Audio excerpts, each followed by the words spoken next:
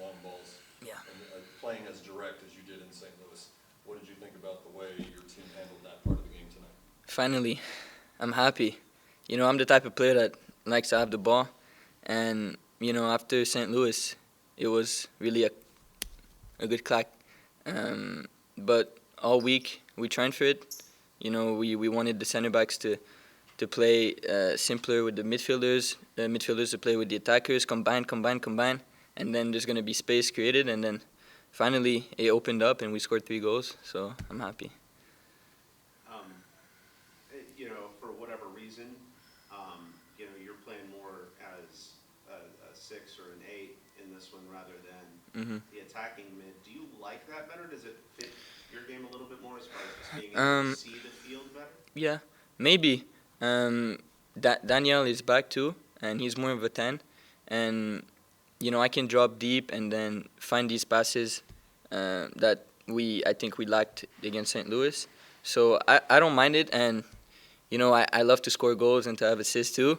And so when I'm deeper, it's harder, but I'm still always trying to go forward. And, I don't mind. Wherever they put me, I'll just try to get the ball and play forward. So, yeah.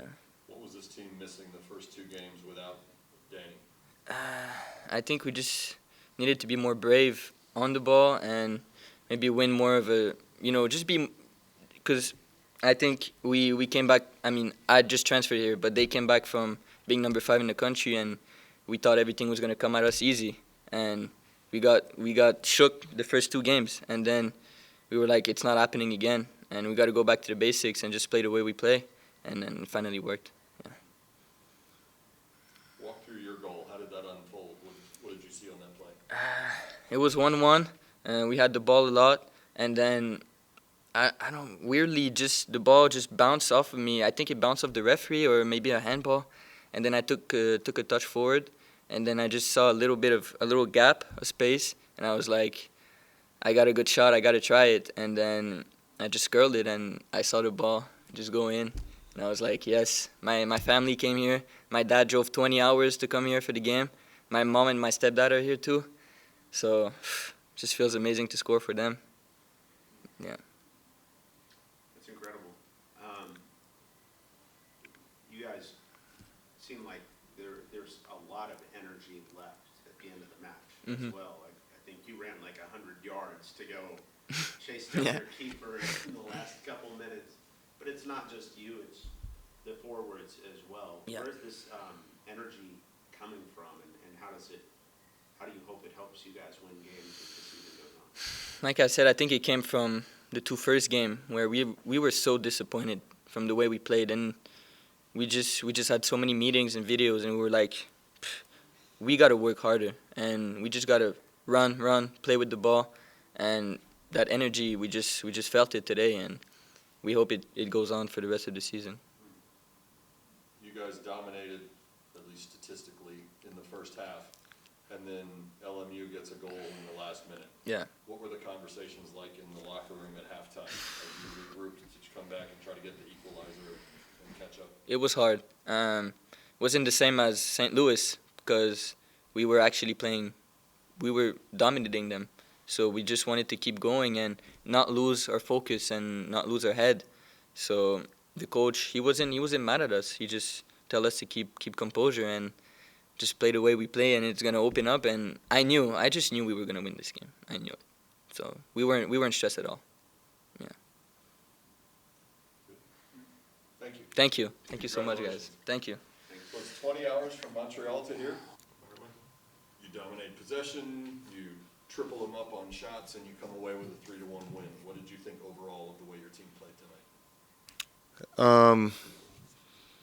I thought, it was the best we've played, no doubt. It was the best we kept the ball. We had better ideas, better patience, better speed of play. I thought it was a good performance for where we're at. To give up a goal with a minute left in the first half when I don't think they had another real sniff at it is pretty disappointing. But, Yeah, we went in at halftime and said, there's no panic. We were in control. We knew the spaces that we could hurt them. And then, Milton scores early in the second half, which kind of relieves a little bit of the pressure, and then it's just a matter of continuing to turn the screw until you find the next one. But, I'm happy with them for sure. Not only did you possess the ball, you guys were winning first balls, and what few second balls there were, you guys were winning those too. I guess that shows there's a lot of effort and concentration from this team. Yeah, it was not the case in the first two games. It was a point of emphasis. I thought Slade and Owen and V-Lads Slade especially was a monster in the air tonight. And then we did a better job of securing the second ball. We had a better idea about the positioning of the team in order to recover the ball. So, yeah, that was a nice step if we're going to keep the ball, which gives us joy and belief when we have the ball. You have to find the ability to win the aerial challenge and then secure the second ball. So, but they kicked everything long, which is a little different, which was fine. A little different than most teams that will try to play out, but they said like, hey, we're gonna go bigger and try to win the second ball, and I thought the boys dealt with it pretty well. Milton scores the equalizer, heads it back to the goal, turns and fires the shot, which gives him, I believe it's 4 goals in his last 4 games, carrying over the last year. Where have you seen the most growth or evolution in his game recently? Yeah, I mean, he's really clever around the goal. He has a wonderful balance, and he can turn players by just kind of putting his body into them and rolling them.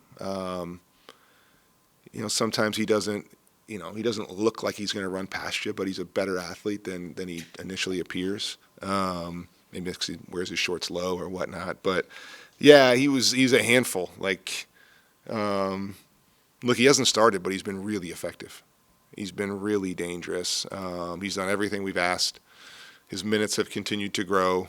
All 4 of those strikers, as I said last time in this room, it is a very difficult challenge for the coaching staff, and ultimately the decision rests on me. But in order to get all those guys who I think have the ability to score and are top players, to get them all the minutes that they want and need is a stressful thing for me. But they've been selfless. They've even Mukisa, I brought him off with 20 minutes left, and Step came on and scored the third and helped in the second, and so they've been selfless and they've worked tremendously hard for each other, which is great.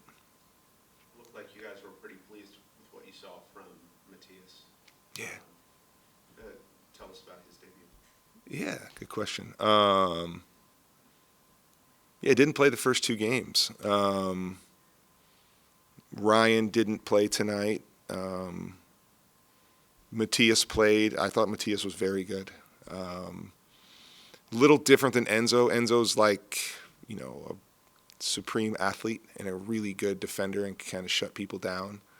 Matthias is obviously a little, has the ability on his left side to play interior passes and run. He's good in combination, and his service is very good. So, yeah, he's ready. I mean, he's a very good player. He's a senior. He's had 3 years of college experience, and he was called on and he answered the call for sure. What did you get by getting Danny Escorcia back in the lineup? Man, I mean, he was fantastic. I mean, he's just a fighter, right? The kid is,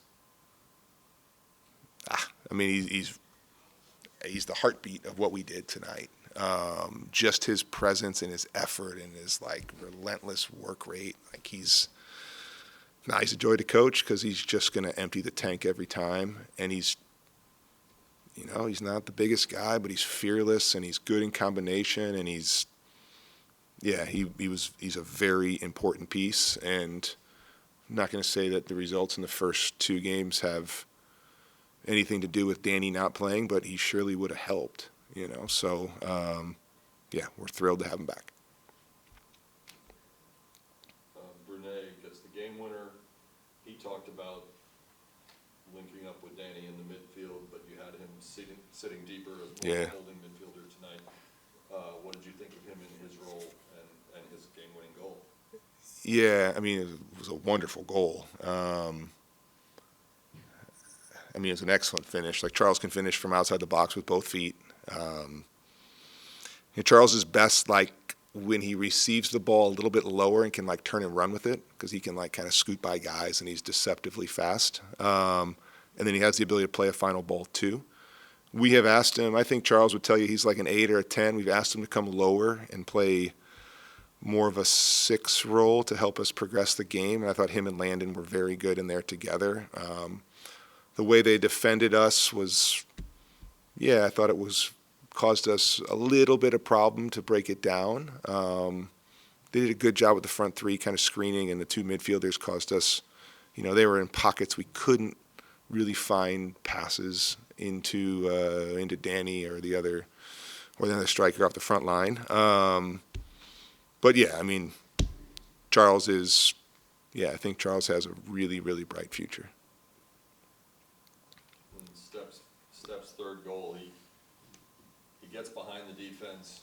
How hard is that to not get too excited and to draw the goalie out and pick his point? Yeah, I mean, the kid's a poacher. He just scores goals. So, like, I mean, he said, like, I had a bad, he said, like, and I thought he was fine tonight, but he said, I had a bad game. And I said, but you scored. And he said, but I scored, So,